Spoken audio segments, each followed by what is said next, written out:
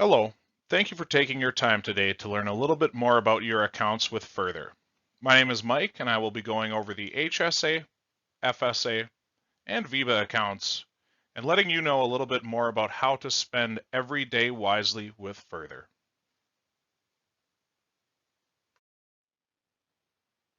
Your health savings account is an account that you own that works with your HSA qualified health plan.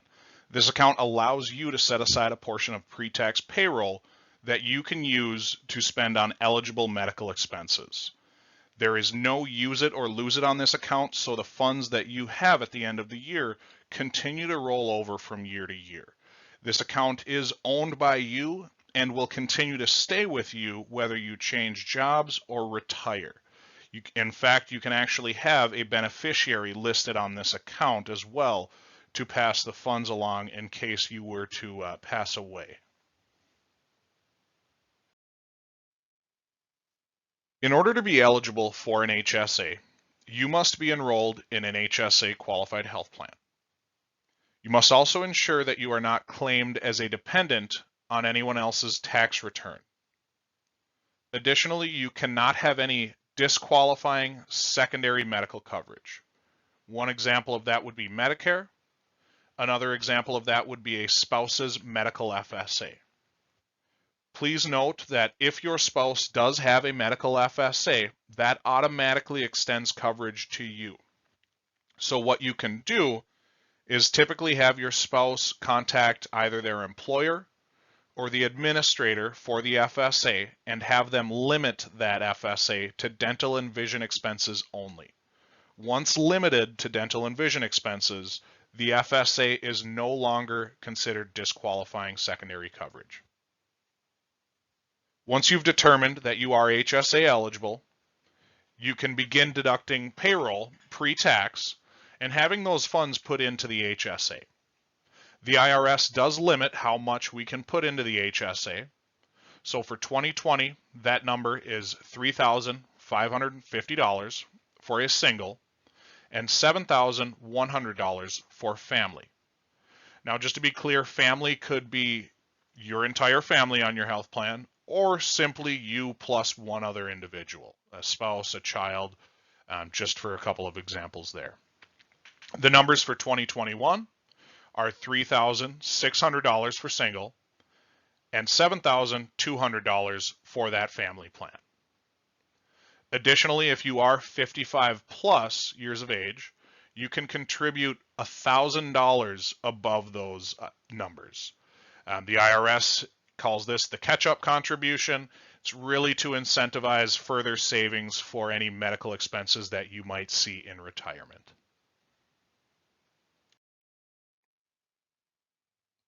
In order to ensure that the dollars you spend from your HSA continue to be tax-free, you need to spend on eligible medical expenses. Eligible medical expenses consist of a wide array of expenses that the IRS has deemed medically eligible. Now those can be over-the-counter medical supplies, medications, feminine hygiene products, as well as your out-of-pocket expenses that apply towards your deductible on your health plan.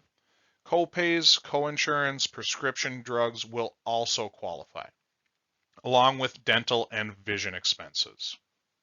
There are some health insurance premiums that will be eligible, and those include COBRA during a job transition, Medicare expenses once you've turned 65, and some long-term care insurance premiums. One point to note is the HSA can be spent on non-eligible expenses with a caveat. If you spend on ineligible expenses before the age of 65, you will receive a 20% penalty on top of income tax. Once you turn 65, and you spend on non-eligible expenses, you will not see a 20% penalty on those expenses, but you will still see the income tax. Additionally, as long as you're spending on eligible medical expenses, whether you're before 65 or after 65, those will continue to be tax-free.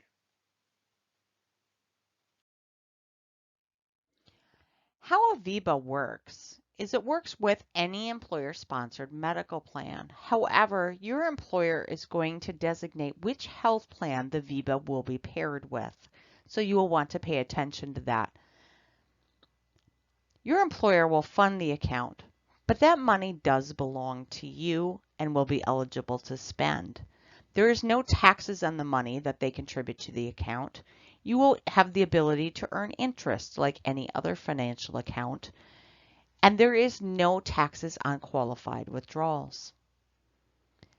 Unused money rolls over to save for future medical expenses, so anything you don't use in the current year will be available to you for future years.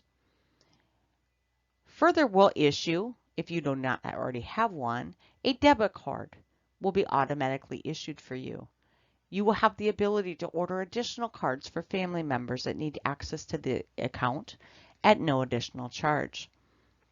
You can use this account to pay for qualified healthcare expenses, anything that runs through your health plan or anything that's qualified by the IRS. It can be used to pay for health insurance premiums like COBRA and Medicare. It can pay for long-term care premiums. It also can be used for any 213D eligible expenses, which would include vision and dental. You can pair an HSA or an FSA for added flexibility if they're offered by your employer. There's also the ability after a $1,000 balance is in your VEBA for you to invest the additional dollars in your account in one of or a combination of more than 30 mutual fund options.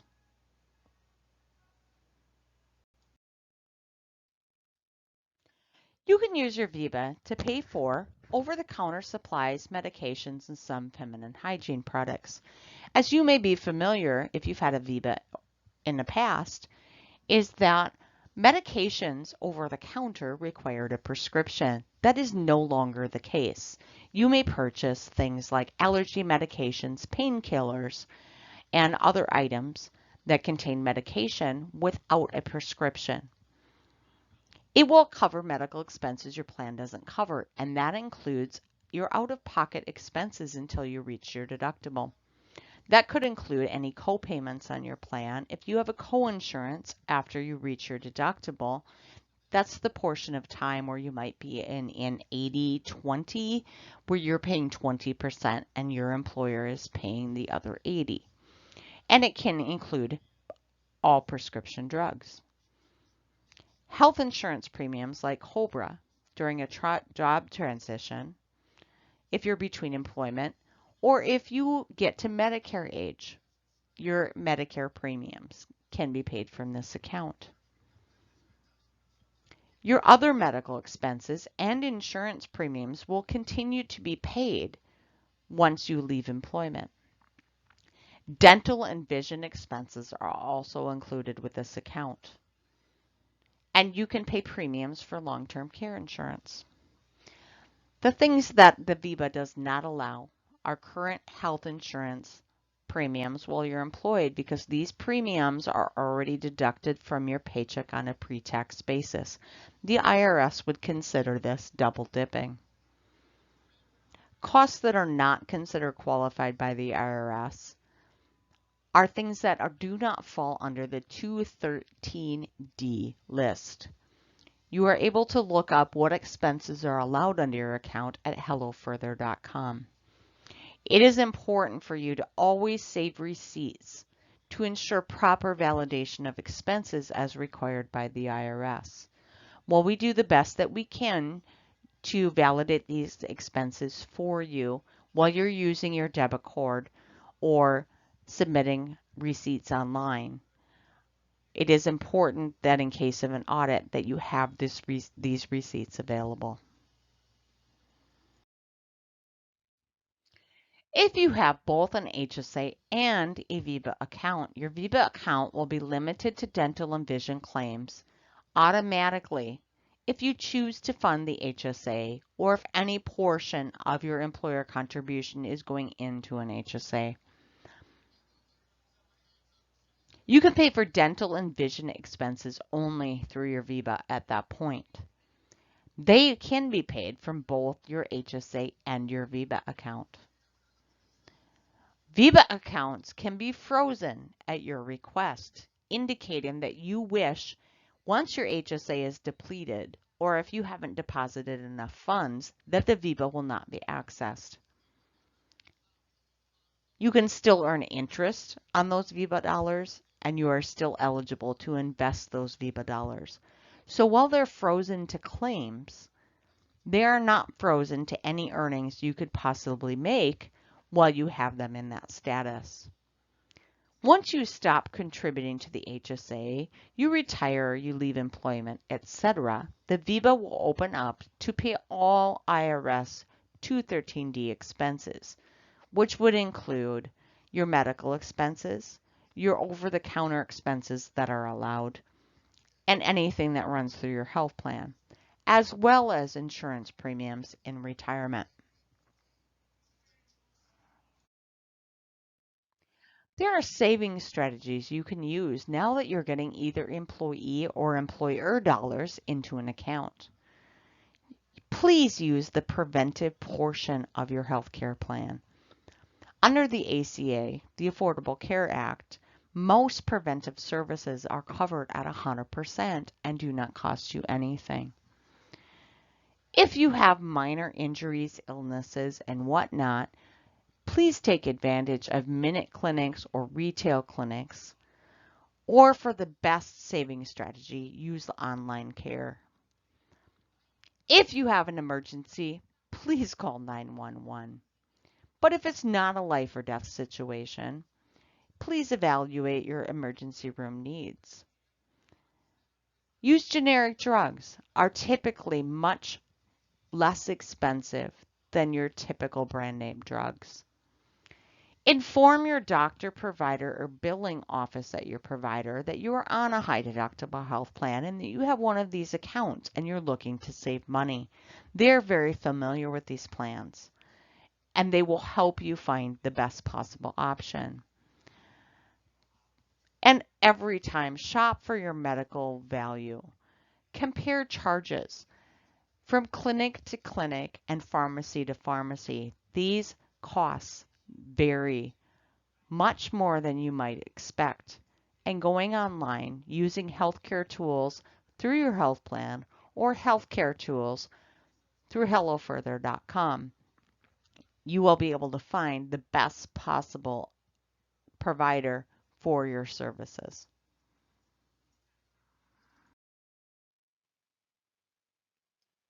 With your FSA, you will estimate next year's out-of-pocket medical costs and make an election based on that amount. Equal portions of your election will be deposited into the FSA from a deduction of your paycheck. The total amount of your election is available on day one of the plan year. Please note that if you do spend the entire amount on day one, you will continue to see payroll deductions to make up for the entire elected amount. The IRS does put an annual cap on what we can deposit into an FSA. If you and a spouse also have an FSA, please note that you can both take advantage of the IRS maximum.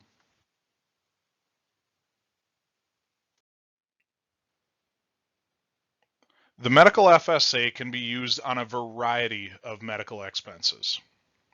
Medical expenses not covered by your health plan or that would accumulate your deductible on your health plan are commonly spent out of an FSA. Things like co-payments, co-insurance, prescription drugs, as well as dental and vision care expenses are eligible for FSA. Over-the-counter supplies, medications, and some feminine hygiene products will also be eligible. Please keep in mind that we have extensive resources on our hellofurther.com Learn site.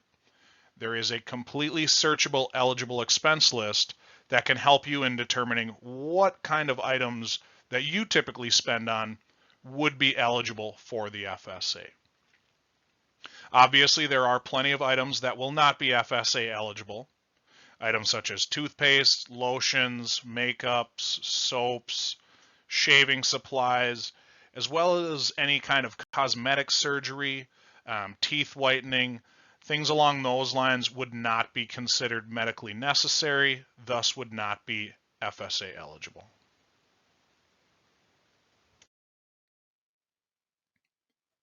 The Dependent Care FSA allows you to estimate next year's eligible dependent care costs and elect a certain amount based on those estimates. Equal portions of your elected amount will be deposited from your paycheck on a pre-tax basis, and those funds are available as they are deposited into the account. If you do have a spouse in another plan that also has a Dependent Care FSA, please note that your combined contribution cannot be more than the IRS limit of $5,000. In order to be reimbursed for Dependent Care FSA expenses, you can submit claims for reimbursement either online or by faxing. The Dependent Care FSA can be used to pay for a number of different care options for your tax dependent.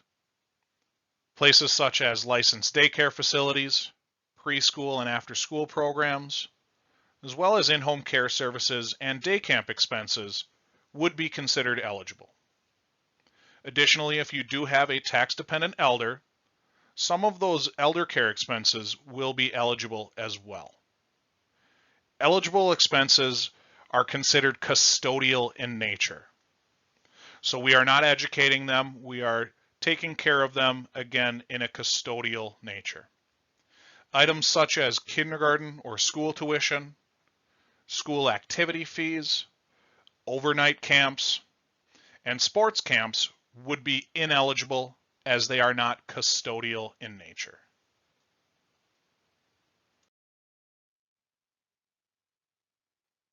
Now that you have enrolled, please keep your eye out for a couple of pieces of mail. You will be receiving your further ID and in a separate piece of mail, your debit card. Please keep in mind that the debit card does come in a very plain white envelope, so be sure to keep a lookout for that as you do not want to throw it away. Once you have your further ID, you can set up your member portal and your mobile app. You can pay providers with your debit card or submit those claims for reimbursement through the app or the member portal. On that member portal, you do have the ability to view your account activity, check balances, download necessary forms, and upload any receipts that you have. You will also have the ability to request additional debit cards for yourself or any of your dependents on the account. Additionally, through the member portal, you can manage any beneficiaries that you have listed on the account. Further offers a variety of digital solutions. The member portal offers a secure and easy to use site where you can review and interact with your account information. The mobile app offers an on-the-go version of the member portal with additional features such as a barcode scanner for eligible expenses. The Learning Center is a comprehensive site providing members and employers with the resources they need to make healthcare spending decisions.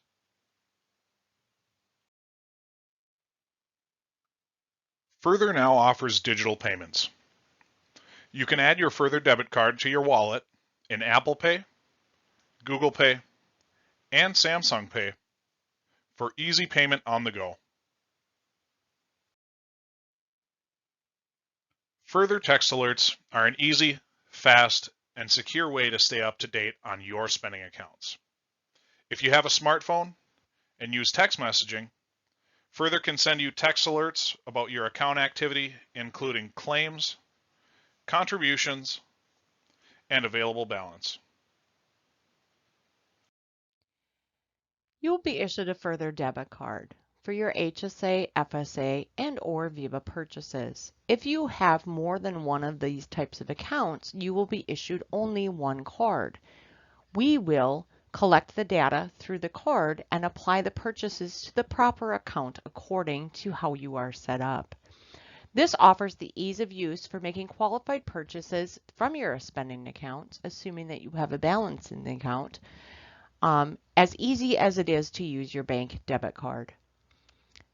These cards are accepted any place that will accept a debit card, which is most providers and retail stores. This card can also be added to your digital wallet if you use Apple Pay or something like that. You can order additional cards for your spouse or dependents free of charge for other people that may need access to your accounts. And again, is accepted anywhere that Visa is accepted. Please note that as this debit card is issued, we do issue it for security reasons in a plain white envelope. There are not distinguishing markings on the outside of the envelope. So if you're expecting the card, please watch for it and feel your envelope and do not accidentally throw it away.